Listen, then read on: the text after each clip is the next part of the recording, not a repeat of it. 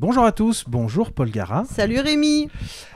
Aujourd'hui, on se retrouve pour une nouvelle émission, cette fois-ci axée sur la communication par l'image. Oui.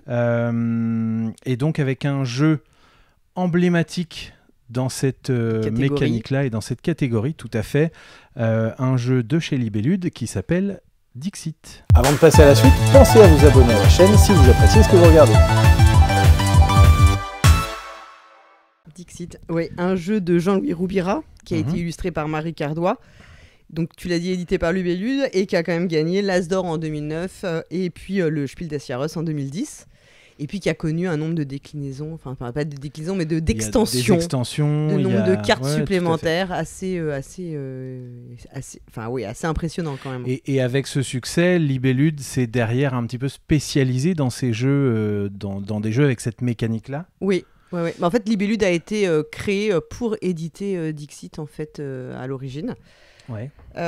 Si tu veux, on peut revenir un peu sur l'histoire de Dixit. Allez. Parce que c'est quand même une histoire assez amusante parce qu'en fait Jean-Louis Roubira à la base il est pédopsychiatre et il est aussi amateur de jeux et notamment du jeu du dictionnaire et ce qu'on comprend c'est qu'il voulait éditer il a eu l'idée d'éditer un jeu qui reprenait cette mécanique.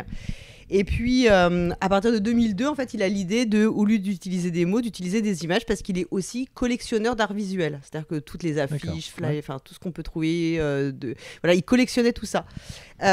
Et donc, il trouvait pas les images qu'il souhaitait pour utiliser son jeu. Et en fait, il s'est inspiré de magazines pour enfants qui illustraient des poèmes dans lesquels les illustrations des poèmes étaient des illustrations qui étaient très riches, avec beaucoup, un peu ce qu'on va retrouver après dans Dixit, des plusieurs sens, c'était très évocateur, etc. Et donc, il rencontre Régis Bonnecey, qui est lui auteur de jeu, qui a déjà fait Himalaya notamment, et il décide donc, et en fait, ils vont fonder Libellude pour éditer Dixit. Voilà. Je pense qu'au départ, ça devait être édité par un autre éditeur qui a laissé tomber. Et c'est pour ça qu'en fait, ils ont décidé de créer Libellude avec le succès qu'on connaît. Oui. Dans la boîte de base, il y a 84 cartes, mais apparemment, il y en a eu énormément qui ont été faites pour le jeu, qui n'ont pas été utilisées. Ils avaient des idées très précises de ce qu'ils voulaient, en fait, comme brief, en fait. Et probablement de ce qu'ils ne voulaient pas. Et ce qu'ils ne voulaient pas, voilà. Donc, ça a été un énorme travail. Et puis, c'est un jeu aussi que Jean-Louis Roubira a utilisé à des fins professionnelles, en fait, qu'il a utilisé dans son travail de pédopsychiatre. Ouais. Ouais. Et aujourd'hui, j'ai beaucoup de clients dans le milieu médical et paramédical qui viennent acheter du Dixit parce qu'ils l'utilisent également. Ils l'utilisent, ouais. Et c'est un jeu qui a probablement lancé, pas la mécanique, mais le genre du jeu de communication par l'image. Et c'est aussi un jeu probablement qui est important aussi parce que c'est probablement un des premiers jeux pour lesquels l'illustrateur et au cas particulier l'illustratrice a autant d'importance que l'auteur. Complètement. Et d'ailleurs, je pense que le nom est vraiment sur la boîte. Enfin, et elle est rémunérée comme autrice. Enfin, elle n'a pas, c'est pas la même. Pas une rémunération comme. Elle a un pourcentage en fait. Voilà. Donc, c'était d'ailleurs, elle était présente à la remise du Spiel, ce qui ne se fait pas fréquemment. En général, c'est l'auteur et puis auteur-autrice, éditeur-éditrice qui sont présents. Donc, ce qui montre l'importance, ça a probablement aussi changé la vision de l'illustration dans le jeu. Et du métier d'illustrateur pour le jeu. Ouais. Ok, très bien. Et après, Jean-Louis Roubira, il a fait d'autres jeux, mais qui n'ont pas laissé autant de postérité que Dixit, en tout cas, n'en a eu. D'accord, super. Merci beaucoup. Mais comme tu l'as dit, ça a initié la création de ce style de jeu. Je le disais aussi un petit peu au début, Libellude s'est du coup spécialisé dans cette typologie de jeu. Quelques autres éditeurs ont créé des jeux avec des mécaniques similaires, mais finalement c'est assez difficile de trouver des jeux qui ne sont pas des jeux Libellude qui utilisent cette mécanique. Ouais. Il y en a quelques-uns, mais c'est assez difficile d'en sortir. Dans Dixit, on est dans du compétitif. Oui. Et on verra qu'il y a beaucoup de jeux après. Il y a eu aussi une grosse révolution où ces jeux-là ont été utilisés, ont été repris dans des versions coopératives. Tout à fait. Et asymétriques aussi. Ouais, exactement. On voit toutes les évolutions du genre. Parfait. Et donc, on va commencer avec mon top, qui n'est pas un top 5, parce que du coup, c'est encore une fois une catégorie qui est assez limitée, mais il y a de très bons jeux, et donc c'est un top 2,5. 2,5 ? Ça n'existe pas, 2,5. Non, ça n'existe pas, mais en fait, il y a un des jeux qui est une suite du premier, de mon préféré. C'est quand même un stand-alone, tu as le droit de le citer. Et donc voilà, comme c'est un stand-alone, je l'ai cité. Et donc mon tout premier, c'est Greenville 1989. Je ne sais pas si tu y as joué. Oui. Un jeu de Florian Fay illustré par David Sidbon et édité chez Sorry War French. Ce qui m'a plu dans Greenville, c'était vraiment l'ajout de cette composante narrative. Pour expliquer le jeu rapidement, on a donc un certain nombre de joueurs, on peut jouer jusqu'à 5. Il y a à chaque fois un maître du jeu et tous les joueurs vont se voir attribuer une image. Cette image, on va à chacun notre tour devoir la raconter et raconter les intentions du personnage qui est associé, que l'on a choisi au début du jeu. Et c'est cette partie intention qui va être intéressante puisque c'est grâce à elle qu'on va permettre au maître du jeu d'essayer de trouver une image qui va raconter la suite de notre histoire. Donc il va faire ça secrètement et ensuite tous les joueurs vont se consulter pour essayer de voir quelle image il aurait pu associer à quel personnage. Si tout va bien, si on ne se trompe pas, c'est parfait, on avance dans notre histoire. Si en revanche on s'est trompé sur un ou plusieurs joueurs, dans ces cas-là, le joueur correspondant avance sur le plateau en direction du néant. Ça n'a pas l'air très bien. C'est pas terrible. Ça n'a pas l'air d'être le bon plan. On est vraiment dans un jeu avec un univers graphique qui est très horrifique. Oui. Inspiration Stephen King, Stranger Things, etc. Ça peut être assez sombre. Ça peut être un peu dark. Il y a certaines illustrations magnifiques, mais vraiment particulières, avec beaucoup de sang. On est vraiment dans un univers très fantastique, très sombre, mais c'est extraordinaire.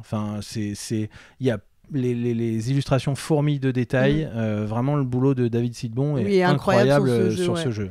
Ouais. C'est vraiment top. Alors. Moi, pour te dire, j'y ai joué, mais tu vas comprendre pourquoi j'en ai pas un souvenir exceptionnel. Je sais pas si c'est pas vraiment le jeu, c'est aussi une question de circonstances, comme quoi. Bon, c'est pas que je suis pas fan des jeux de communication par image. Il y en a que j'adore, mais sinon, c'est pas mon genre de. Je vais pas tester tous les jeux. Voilà. J'ai l'impression de dire ça tout le temps. C'est mais c'est pas grave. Celui-là, j'y ai joué au Bruxelles Game Festival. D'accord. Donc, c'était à l'époque où c'était en extérieur, dans le parc du Cinquantenaire. Et en fait, ils avaient une sorte de tente. Et la tente, en fait, si tu veux, c'était, je sais pas, c'est pas du tissu, mais enfin, le truc était rouge et pas blanc. D'accord. Et en fait, la table de jeu était légèrement à l'intérieur. Et donc, en fait, en termes de luminosité, c'est compliqué. Ça faisait on avait une sorte de surcouche rouge. Ce qui fait que, clairement, ça te bousille un peu le visuel. Tu rates un peu les visuels. Ouais. Du coup, on a été lamentable. On a foncé vers le néant, mais alors vraiment à une vitesse faramineuse. Et donc, je peux pas dire que j'ai eu une expérience sur le jeu exceptionnelle. Après, effectivement, le côté narratif, moi, me plaît énormément. Le choix de l'ambiance, très orienté, comme tu l'as dit, inspiré des œuvres de l'œuvre de Stephen King. Et ce côté un peu revival années 80 qu'on a connu, mais dont on aime se souvenir avec grand plaisir. Voilà. Ça me plaît. Donc, pour le coup, c'est un jeu auquel j'aimerais beaucoup rejouer dans des vraies bonnes conditions matérielles. J'ai une boîte à la maison. Et ben voilà, on le met sur notre liste de jeux. La longue liste de jeux auxquels on doit jouer ensemble. Très bien. Et ben donc voilà, c'était mon premier. D'accord. Bon, bah moi, mon premier, pour le coup, alors là, tu vois, je te disais, j'aime pas trop ce jeu-là, mais pour le coup, j'adore ce jeu. Et c'est un jeu édité par Libellude. Étonnant. Et c'est évidemment Mysterium. Donc Mysterium, c'est un jeu qui est originellement sorti en 2015. C'est un jeu de Alexander Nevsky et Oleg Sidorenko. Et qui a eu donc une première vie avec un premier visuel. Et ensuite, il a été repris par Libellude, mais il a été vraiment retravaillé parce qu'on n'a pas du tout... On a une ambiance autre. On est dans l'idée d'une sorte de manoir avec des médiums qui doivent communiquer avec un fantôme. Et là, ce que crée Mysterium, en fait, ce qu'apporte Mysterium au genre, c'est qu'on va avoir du coop, mais asymétrique, puisqu'on a une des joueuses qui va jouer le fantôme, les autres joueuses vont jouer les médiums, Et donc, on va avoir une communication. En fait, on doit passer des étapes, trouver un coupable, je crois, un objet et puis un lieu. Et la fantôme va communiquer avec donc des cartes pour que chacun puisse trouver, en fait, chaque médium est en lien, enfin, à une piste. Et à la fin, on trouvera le bon ou la bonne coupable. Visuellement, la version de Libellud est absolument magnifique. Oui. C'est Xavier Colette qui a illustré. C'est vraiment splendide. Le thème est juste top. Enfin, moi j'adore, voilà. J'adorerais être médium. Si je sais plus quoi faire, je pense que je me recyclerais, j'essaierais de communiquer avec les esprits. Le seul truc qui est un peu relou dans le jeu, c'est l'histoire, parce qu'on parie si on pense que les autres ont bien trouvé leur truc. Bon, je suis un peu moins fan de ça. Mais voilà, et vraiment, et d'ailleurs, il a été As d'or 2016. Et c'est vraiment celui qui a un peu initié toute la vague du coop, en fait, dans le jeu de communication par l'image. Et on verra qu'après, il y a encore plein de déclinaisons du coop. Là, on est dans du coop asymétrique. On verra qu'il y a eu encore plein d'itérations sur le thème. Mais vraiment, moi, Miss Time, je sais que t'aimes pas. Alors vas-y. Non, je suis pas un énorme fan, mais en fait, autant le thème me plaît, autant je sais pas. Il y a un truc qui a pas marché. Alors c'est peut-être les joueurs avec lesquels j'étais, c'est possible. Ouais, ça arrive. Mais je sais pas. Pour moi, c'était un Dixit dans un autre univers. Tu vois, j'ai pas ressenti ce truc, l'innovation sur le côté coop et le côté asymétrique. Non. Ça, en tout cas, à ce moment-là, ça m'a pas marqué plus que ça. Mais c'est pareil, il faudrait probablement que j'y rejoue pour me faire un autre avis, ou pas. Ouais, on verra. Voilà, ouais. Et ce qui est pas mal aussi, c'est que c'est un jeu où on peut jouer jusqu'à 7, et en plus, ça fait partie de ces jeux où le temps de partie n'est pas vraiment augmenté par le nombre de joueuses, puisqu'en fait, on va avoir des phases différentes, et en fait, qu'on soit 3 ou 5 à devoir deviner, on a exactement le même timing pour le deviner. Donc ça, c'est aussi, ça permet aussi d'avoir des parties assez contenues. Oui. Voilà, en général. Mais pour celui qui fait le rôle du fantôme, autant quand on fait les fantômes, enfin quand on fait les médiums, on peut jouer un peu à la cool sans trop savoir. Voilà, on n'a pas trop besoin d'explications. Je trouve que le rôle du fantôme est quand même plus ardu à endosser. Il est hyper primordial, oui. Ouais. Donc, tout moi, par exemple, ma fille veut toujours faire le fantôme, ce qui n'est pas la meilleure idée du monde, mais ce n'est pas grave. Voilà. Parce qu'en fait, pour les enfants, c'est dur parce que tu peux pas, si tu n'as pas de carte à donner, enfin, si toutes tes cartes sont nulles, il faut quand même que tu fasses avec. Donc, c'est pas du tout évident à gérer, quoi. Ok. Donc voilà, c'était ton top 1. Voilà, mon top 1, ouais. Très bien. Moi, je continue avec... alors, c'est pas un jeu, c'est une gamme. Puisqu'en fait, elle a été déclinée en plein de petites boîtes différentes. Et c'est Similo. Est-ce que tu as joué à Similo ? Ah bah oui, évidemment. Bien sûr. Similo, j'ai trouvé ça très cool. Alors, c'est un jeu 2, et je suis désolé je vais écorcher les noms en italien et en je ne sais pas quelle langue. En italien. Martino Chiacchiera, Yalmar Hatch, Pierluca Zizzi, et illustré par Nayad. Le jeu est édité chez Gigamic en France. C'est un jeu d'une simplicité évangélique dans la mécanique. L'idée, c'est que on a 12 cartes au centre de la table. Une des cartes a été vue par un des joueurs, et ce joueur doit nous faire retrouver cette carte en nous donnant des indices. Mais pour nous donner les indices, il ne peut nous donner que des informations à l'aide d'autres cartes.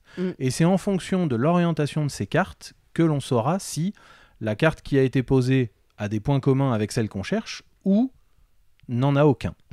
Il y a un petit twist rigolo aussi, c'est qu'on va fonctionner par élimination. C'est-à-dire qu'on ne va pas essayer de pointer tout de suite la bonne carte. Ouais. On va éliminer au premier tour une carte, puis 2, puis 3, puis 4. Et à la fin, il ne reste que 2 cartes, si toutefois on est arrivé jusque-là. Et on doit du coup trouver la bonne carte. C'est hyper simple, hyper accessible. Ça a été décliné dans plein d'univers. Les 3 premières boîtes, c'était les contes, la mythologie et l'histoire. Ouais. Mythologie et histoire sont un peu moins accessibles pour les plus jeunes parce qu'on est sur des personnages qui ne sont pas forcément connus, même si on a toujours une petite phrase sur le bord de la carte qui nous explique qui est le personnage. Mais depuis, ça a été décliné avec les animaux sauvages. Il y a 2 boîtes Harry Potter, il y a une boîte Seigneur des Anneaux. Ouais. Et je crois que c'est à peu près tout, si je dis pas de bêtises. Voilà, c'est un jeu que j'ai trouvé absolument canon, et d'autant qu'on peut, en plus, si on veut corser le tout, mixer 2 boîtes. Oui. Utiliser une boîte pour les 12 cartes qui seront celles dans lesquelles on va deviner, et une autre pour donner les indices. Autant vous dire que ça peut être assez sportif. Ouais, bah, en fait, ce qui est assez fort... Alors, je trouve qu'il y a eu un travail sur les illustrations qui est intéressant, parce que notamment sur la boîte des contes de fées, les illustrations, comment dire, se sont un peu émancipées des illustrations qu'on a tous et toutes en tête. Complètement. Très... Ouais. Vraiment lessivées par Disney. Ouais, je suis entièrement d'accord. Et je trouve que ça, c'est vraiment très bien, parce que je pense que ça aurait beaucoup moins bien marché avec des visuels qui sont inspirés de... qui sont trop entrés finalement dans la culture populaire, et qui sont presque les images qui nous viennent instantanément quand on parle des personnages. Oui. Là, je trouve que ça, c'est une excellente idée. Et en fait, c'est aussi, tu l'as dit, hein, c'est un jeu qui est super malin, parce qu'il y a aussi une forme d'estimation, parce qu'en fait on va toujours dire ça ressemble ou ça ressemble pas. Exactement. Mais et sur quels critères, en fait? Et sur quels critères, on ne sait pas. Et donc il y a ce jeu aussi d'aller vraiment d'être dans l'estimation de ce que la personne elle a pu... un truc tout bête, hein, souvent ça va être homme ou femme, tu vois, tout bête. Ça commence par là, mais il y a un paramètre que j'ai pas donné, c'est que celui qui donne les indices est limité en nombre de cartes dans sa main, et donc forcément parfois il fait un choix par défaut. Voilà, un choix par défaut, exactement. Donc ça rend le truc vachement intéressant. Et c'est, tu l'as dit, c'est assez amusant, parce qu'il y a le mariage, c'est aussi l'auteur du Dilemme du Roi, c'est aussi l'auteur de Great Split. C'est une personne qui fait des jeux ultra différents. Enfin, je suis toujours assez admiratif des personnes qui arrivent comme ça à complètement créer des jeux qui ont aucun rapport a priori entre les deux, et d'essayer de trouver justement quels sont les liens dans leur ludographie. Et le jeu fonctionne super bien, il est agréable, en plus il se joue très bien au restaurant. On est sur un tout petit format, si on veut pas prendre la boîte, on peut juste prendre la pile de cartes, et puis personnage historique, mythologie, ça permet aussi, tu peux faire un petit peu la couche éducative derrière si tu as envie. Enfin voilà, il y a un peu de fanservice aussi avec Harry Potter, Seigneur des Anneaux. Mais oui, c'est un excellent jeu, quoi. Mais là aussi d'ailleurs, tu vois, tu parlais des illustrations des contes qui se sont éloignés de Disney, mais c'est la même chose pour Harry Potter et le Seigneur des Anneaux. On a les marqueurs communs des personnages, mais on n'est pas du tout dans la reproduction des personnages des cinémas. Ou soit des images de John Ho, qui est l'illustrateur du Seigneur des Anneaux qu'on connaît tous. Tout à fait. Et c'est canon en plus, parce que je trouve que c'est des illustrations originales et qui portent vraiment le jeu. En fait, ça marche très bien. Ouais, tout à fait. Ouais, excellent, excellent choix, je valide. J'aurais pu le mettre dans mon top 3-4 si on avait triché, à continuer de tricher. Très bien. Moi, je vais mettre en 2, mais bon, c'est un jeu qui aurait pu être aussi en 1, que je trouve vraiment exceptionnel. C'est Focus, un jeu de 2023, un jeu de Antonin Bocara et Romaric Gallonier, qui est illustré par Simon Caruso et qui a été édité par Old Chap Games. Donc là, c'est un jeu pour 2 joueuses. Dans lequel en fait effectivement on va avoir un peu comme dans Codenames, quelque chose à faire deviner à l'autre. Chacun on a quelque chose à faire deviner, et on a une sorte de grille qui nous indique où est la carte qu'on doit faire deviner, et à chaque tour de jeu on va effectivement poser une carte pour que l'autre puisse éliminer une autre des cartes, parce qu'on fait une grille, hein, comme toujours, pour qu'il puisse... Donc c'est un mélange, il y a un petit côté Codenames et de la communication par l'image, parce que les images qu'on va utiliser, elles sont censées évoquer la bonne carte qu'on doit faire trouver. Et il y a un thème Sherlock Holmes qui est pas mal fait, parce qu'on peut jouer au jeu comme ça, juste de base, faire une partie. On peut aussi jouer en 3 manches. Puis il y a des variantes après, en fait, qui vont monter en difficulté, enfin qui vont rendre les choses plus complexes. C'est vraiment le genre de jeu un peu à la The Mind, où ça repose énormément. Alors, il y a plus d'éléments matériels et concrets que dans un The Mind, hein, mais où on est vraiment dans... C'est des jeux qui fonctionnent par empathie, c'est-à-dire qu'il faut vraiment qu'on soit connecté dans la tête de notre partenaire de jeu. Et j'avais un ami qui disait que c'était comme c'était comme une danse, Focus. Et c'est vraiment la meilleure métaphore. Ah oui, c'est une belle métaphore. Parce qu'on doit faire vraiment les pas de danse comme si on dansait et qu'on avait appris la danse. Et on doit faire les pas de danse de façon coordonnée, synchronisée, et que ça reste élégant et qu'on arrive jusqu'à la fin de la danse. Et je trouve que c'est la meilleure image du jeu. C'est une très belle analogie. Ouais. Et vraiment, c'est un jeu intelligent. Moi, j'adore le visuel. En plus, je trouve que c'est très réussi ce qui a été fait parce que pareil, c'est un thème Sherlock Holmes, c'est des illustrations de Sherlock Holmes, on en a tous vu et revu. C'est plus original. Il y a un choix de traitement qui est un peu plus original, voilà, et vraiment il y a un immense plaisir. Et pour moi, c'est dans mes tops de jeux à deux. Hein. Alors.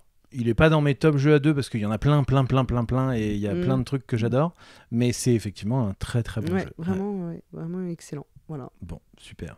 Et donc moi, mon deuxième et demi, qui n'est pas tout à fait le troisième, c'est la suite en fait de Greenville et qui est un autre jeu qui se passe à une autre époque et à un autre endroit. C'est Paris 1889, donc du même auteur Florian Fedd, du même illustrateur David Sidbon et édité par le même éditeur Sorry We Are French, et qui reprend du coup les mêmes mécaniques. Il y a quelques petites variations, j'ai pas tout en tête, mais on est sensiblement sur le même type de jeu. Ça se passe à Paris, ça se passe en 1889. D'accord. Voilà.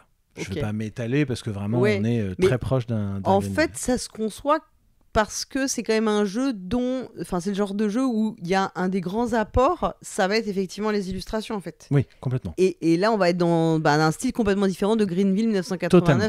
On reste dans le côté fantastique, voilà. Mais comme on est à une autre époque et à Paris, au tout début de la construction de la Tour Eiffel, il y a plein de choses qui vont résonner aussi aux Français, oui. parce que voilà, ça fait partie de l'histoire du pays. Mais bon, encore une fois, les illustrations sont incroyables. Donc, et comme c'est un jeu très narratif, c'est les illustrations qui emportent la narration. Exactement. Donc c'est l'intérêt d'avoir une autre version en fait aussi. Tout à fait. Parce que je peux aussi comprendre que tu sois moins. En fait, c'est vrai que selon les goûts personnels, on peut être avoir plus ou moins d'affect pour soit Paris 1889, soit Greenville 1989, en fonction de ses propres goûts. Quoi. Oui, complètement. Greenville est vraiment très ancré. Enfin, pour les gens qui nous écoutent, qui ont lu du Stephen King, c'est ça, très clairement. Ouais, tout à fait. On a des ambiances de ces bouquins et voilà, on retrouve complètement ça. Alors qu'effectivement, Paris 1889, même si c'est du fantastique, on est complètement ailleurs et c'est moins... comment je pourrais dire, c'est moins, y a moins ce côté un peu moite, tu sais, qu'on peut ressentir dans certains visuels de Greenville. Ok. Voilà. Moi, mon troisième jeu, c'est un jeu de Libellude aussi. C'est vrai qu'il y en a pas mal. On verra en plus que même dans les autres, on en a encore d'autres qui sont sortis chez eux. Donc c'est Obscurio qui lui est sorti en 2019. Alors l'auteur, en fait, je pense que c'est le libellé l'auteur, ce n'est pas une personne physique, c'est l'atelier, donc c'est un collectif. D'accord. Et je pense que c'est le collectif interne de Libellude, de mémoire. Donc Obscurio, ça va être un jeu de communication par l'image. En fait, alors il y a toute une histoire, un thème où on doit ouvrir des portes dans une bibliothèque. Pour faire très vite. Simplement, on va avoir un traître. Donc là, on a donc c'est coop. Du coop. Avec de la symétrie et un traître. Alors, c'est pas le premier jeu à avoir cette notion de traître. Hein. On avait déjà parlé de CS Files, qui est un jeu que j'aime beaucoup, mais qui est plus un jeu de déduction sociale, et où, en fait, il y a des images, mais ce ne sont pas les images qui vont porter la déduction, parce qu'en fait, il y a toujours les mots. En fait, c'est bien des mots, il y a bien les mots qui sont associés. Là, ça va être ça. Et moi, je trouve que c'est très réussi. Mais il est beaucoup plus difficile à jouer qu'un Mysterium. Oui. Notamment pour celui qui va endosser le rôle du traître, parce qu'il faut pas se faire non plus évidemment identifier. Et c'est-à-dire que quand tu vas avoir les discussions sur quelle image, etc., ça nécessite quand même beaucoup, comme tous les jeux à traître, mais encore plus que je trouve dans un Insider et tout, c'est encore plus subtil la façon dont tu vas pouvoir emmener les autres sur des fausses pistes et les manipuler. Mais un très bon jeu aussi. Super. Et du coup, moi ça s'arrête là, dans mon top. Moi aussi, parce que aussi, les autres sont des jeux auxquels j'ai joué, il y en a que j'apprécie, mais d'autres que j'apprécie beaucoup moins, vous allez voir. Je vous rassure quand même, on perd pas la main. Mais pour les mettre dans un top, j'irai pas jusque-là, mais on peut les citer. Il y en a certains auxquels aussi, toi tu as noté, mais moi auxquels je n'ai pas joué en fait. Je me suis aperçu qu'il y en a pas mal. Hein. Alors tu penses auxquels ? Détective Club. Détective Club, de l'auteur de Mysterium. De l'auteur de Mysterium. J'y ai joué il y a beaucoup trop longtemps, donc je suis incapable de le réexpliquer. j'avais passé un bon moment, mais il y avait en fait, dans mon souvenir, c'était la quantité de matériel qui rendait le jeu un peu moins fluide, et donc ça limitait un peu le plaisir autour de la table. Ok. Moi j'avais compris que tu avais l'obligation, il fallait que tu justifies ce que tu avais choisi en fait. Ouais, c'est ça. Il faut que tu expliques le pourquoi de t'as choisi telle carte, etc. Il faut que tu donnes des explications. C'est ça. Là où dans d'autres jeux, tu peux dire c'est juste un ressenti et puis ça s'arrête là. Quoi. Mais il y a un carnet dans lequel tu notes quelque chose et qui tourne auprès des différents joueurs, et du coup c'est ce truc-là qui m'avait un peu arrêté. Ok. Voilà. On a noté aussi disque cover de Roberto Fraga et Juan Manuel Rivero, donc aussi chez Blue Orange, comme Detective Club. Ouais. Alors j'y ai pas joué, mais apparemment c'est canon. Hein. Il paraît que c'est très bien. C'est pareil, c'est un auquel je n'ai pas joué. Je n'ai entendu que des retours. J'ai vu des gens jouer, notamment en festival, et les gens s'éclataient visiblement. Donc là, pour expliquer, on va utiliser des pistes de musique. En fait. Exactement. Et il va falloir essayer de retrouver quel visuel a été choisi par un des joueurs comme couverture pour ce morceau de musique. Ouais. Alors en plus, ça utilise, là, ce qui est hyper intéressant, c'est d'utiliser l'audio en fait. Ouais. Qui n'est pas le truc le plus fréquent dans le jeu de société. On est bien d'accord. Moi, je rêve d'y jouer parce que je n'ai entendu que vraiment des super retours sur le jeu. Ok. Bon. Bien. On fait chauffer les platines. Ouais, il va falloir. Le suivant qu'on a noté, c'est Au creux de ta main. Je crois que c'est un jeu que t'aimes pas beaucoup. Alors je n'y ai pas joué, donc pour le coup je ne dirais pas que je n'aime pas. Alors donc du coup c'est un mauvais souvenir. Il me semblait que non, moi je n'y ai pas du tout joué. Alors c'est un jeu, on me l'a expliqué. Il y a a priori ça dépend vraiment des joueurs parce qu'il y a un vrai sujet tactile qui peut déranger pas mal de gens. Mais c'est pareil, il y a aussi des très bons retours dessus. Oui, moi j'ai entendu plutôt des bons retours, avec la seule limite, effectivement, comme le nom, le titre du jeu, Au creux de ta main, c'est qu'effectivement il faut que tu acceptes que les autres te touchent. C'est ça. Ce qui n'est pas. Il y en a qui n'aiment pas ça, et ce qui peut s'entendre tout à fait. Donc ça peut en bloquer certains. Ensuite, il y avait One Key. Qu'on avait noté, donc là aussi un jeu de l'atelier, donc chez Libellud, vous l'avez dit, illustré par Nayad, avec un principe en fait, de chaud et froid. Oui. Alors moi j'y ai joué, je pense que j'ai trouvé ça nul à chier, mais je suis vraiment sortie de la partie, et en plus tout le monde, alors quand il a été annoncé, tout le monde était en mode waouh, c'est le nouveau Mysterium, le nouveau, et quand je suis sortie de ma partie, j'ai fait waouh, quelle arnaque quoi. Ouais. J'ai trouvé ça sans intérêt. C'est un nouveau auquel je n'ai pas joué, parce qu'on me l'avait vendu.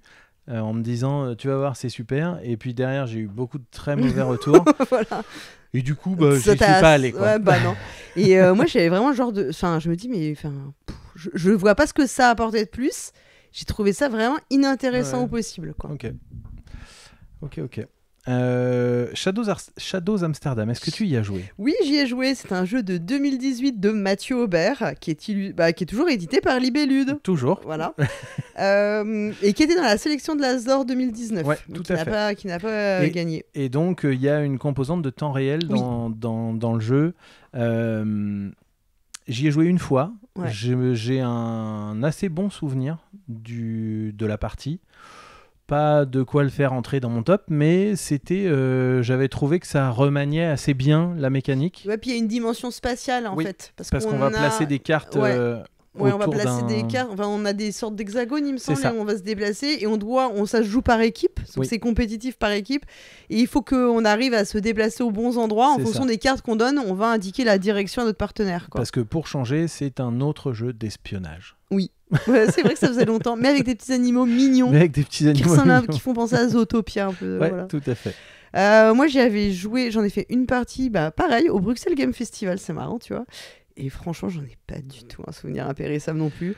Je sais pas si c'est le temps réel qui m'a saoulé, parce que ou les partenaires où on s'est pas entendu. Je pense je me souviens avoir perdu lamentablement. Peut-être qu'il y a un peu de ça, un peu de mauvaise foi dans mon souvenir qui fait que. Mais voilà, ça m'avait pas transporté. D'accord. Ok. Le suivant, c'est un autre jeu de Libellud. Quelle surprise. Quelle surprise. Et en l'occurrence de Jean-Louis Roubira et Gérald Catio, c'est Stella dans l'univers de Dixit. Ouais. Sorti en 2021, illustré par Maeva da Silva, qui a illustré, je crois, une extension de Dixit. Et Jérôme Pellissier. Tu veux en parler? Bon, moi, j'en ai fait qu'une partie. Ben, moi, j'en ai pas fait. Ah, bah carrément. Alors, ouais, en fait, ça reprend donc quand même l'univers de... Enfin, ça reprend en gros un peu ce qu'on fait dans Dixit. Mais de mémoire, c'est beaucoup plus gratifiant parce qu'en fait, on va cocher beaucoup plus facilement. J'ai un souvenir, putain, j'ai l'impression que mes souvenirs sont de pire. Je Il y a une histoire de mots-clés et il va falloir effectivement aller cocher. Des mots-clés, et en fait, tu peux matcher beaucoup plus facilement, ce qui fait que le jeu est très gratifiant. Et voilà, c'est ce qui a été mis en avant. Moi, j'ai trouvé ça sympa, mais sans plus. Voilà. Okay. Mais ça, c'est pas. Tu vois, genre, tu me dis, on y rejoue, j'y rejoue sans problème. Mais tu vois, ça m'a pas non plus laissé un souvenir impérissable. Mais c'est effectivement, il y a un petit côté très agréable parce que tu coches très facilement si tu as des trucs qui matchent et tout. Ouais. C'est vraiment gratifiant pour le joueur et la joueuse. Okay. Et je pense que c'est l'idée qui a été voulue derrière pour faire le jeu. D'accord, ok. Il y a un jeu auquel je n'ai pas joué mais qu'on nous avait présenté à Cannes. Oui, tout à fait. C'est Album de Karine Minidré qui est publié par Acting Games. Alors, je n'y ai toujours pas joué non plus. Moi non plus. La chose que je peux dire, c'est que on est sur un jeu qui utilise des photos, de très belles photos, qui avait un visuel de boîte qui était absolument dégueulasse. On dira pas très engageant. Et qu'ils ont retravaillé pour en faire quelque chose de très sympa. D'accord, ok. Donc déjà, on va être sur, et là c'est le ludicaire qui parle, quelque chose que je vais pouvoir mettre en rayon pour montrer aux gens. Parce que non, vraiment, la boîte était pas belle du tout. Je pense qu'ils avaient utilisé la photo la plus moche de tout ce qu'ils avaient, avec une boîte blanche. Il y avait, tu vois, ça mettait pas en avant le travail sur les photos qui a été fait dans le jeu, et je trouvais ça très dommage. Moi, je trouve très intéressant dans le jeu. Après, tu veux expliquer la mécanique? Non, bah vas-y. Mais ce que je trouve très intéressant, c'est l'utilisation de véritables photos, parce qu'en fait, ce n'est pas si fréquent dans le jeu de société. En fait, on s'aperçoit qu'on a quand même beaucoup d'illustrations. Alors, c'est très bien pour les illustrateurs et les illustratrices, c'est pas ce que je dis, mais qui, du coup, sont souvent orientés vers des choses de l'imaginaire. Et on est toujours dans cette vision du jeu comme quelque chose qui est du divertissement, mais de l'évasion au sens du divertissement. Et on peut reprocher quand même aux jeux de société de ne pas forcément être très diversifié dans ces thèmes. Or, la photo, c'est tout de suite beaucoup plus réaliste comme représentation. Et très terre à terre, du coup. Et oui, et peut-être aussi un petit peu moins... on est un petit peu moins dans l'imaginaire, on va être dans le réel, dans le concret, avec des choses qui peuvent être aussi beaucoup plus dures, enfin sérieuses. Et ça, c'est vraiment à noter parce que c'est pas si fréquent. Et on est moins dans le régressif aussi, parce que tu vois, le jeu de société, on dit toujours c'est pour les enfants, nous on dit ah mais non, mais pas du tout, c'est une chose très sérieuse, et en même temps on est toujours dans des univers qui sont de l'imaginaire un peu enfantin. Et finalement le fait d'avoir des photos, ça remet aussi un peu de maturité, on va dire, dans le jeu, quoi. Et vraiment, moi, ce qui m'avait marqué, c'est le travail sur les photos. Elles sont magnifiques. Je sais plus s'il y a une ou plusieurs photographes pour le jeu, mais en tout cas, le boulot est vraiment superbe sur les photos. Après, on avait noté d'autres jeux, alors plus ou moins anciens, auquel je n'ai pas forcément joué, mais on peut dire quelques mots. Il y avait un jeu qui s'appelle Ici Londres de Charles Chevalier. Je vais faire une petite parenthèse. Sur les 3 derniers que tu as notés, je n'ai joué à aucun. Et ben voilà. Il y a Ici Londres de 2013 de Charles Chevalier qui a été édité par Cocktail Games. Alors je sais pas s'il est encore. Je pense qu'il est plus trouvable. Ça me dit rien. Donc dans lequel en fait là on va associer. Alors on comprend le thème avec Ici Londres, voilà. Et donc là on va devoir associer 2 images. On a noté également Muse, un jeu de 2017 de Jordan Sorensen, où là, ça ajoute une contrainte puisque le compteur, en fait, va avoir une contrainte dans ce qu'il va devoir dire, en fait, faire passer. Et ensuite, un autre jeu auquel je n'ai pas joué et dont je ne sais pas grand-chose de plus, mais allez regarder, ça peut toujours être... voilà, je le note quand même. C'est Guardians of Legends, un jeu de 2019. Je ne sais pas plus sur ce jeu, donc on pourra peut-être même le couper au montage. Eh bien écoutez, vous pourrez essayer Guardians of Legends ou regarder des infos, des vidéos sur ce jeu. Et nous faire un petit retour en commentaire. Et nous en parler en commentaire, exactement. Et du coup, on a terminé. On a déjà terminé. Oui, on a déjà terminé. Mais encore une fois, on était sur une catégorie finalement assez light, parce qu'il n'y en a pas beaucoup plus que ce qu'on vient de citer. Je pense qu'on a quand même fait les principaux. Parce qu'après, on peut en trouver d'autres, mais en tirant les fils, parce que la communication par l'image, on peut dire, c'est le fait de faire deviner quelque chose. Exactement. Oui, on aurait pu mettre un codenames image qui finalement fonctionne de la même façon. Mais là, on a essayé de rester dans la catégorie vraiment du Dixit, vraiment ce qu'on appelle strictement le Dixit-like. Quoi. Tout à fait. Voilà. Et écoute, merci Paul Gara. Merci beaucoup Rémi. Et puis on se retrouve pour la prochaine, le 15 du mois suivant. Salut. À bientôt.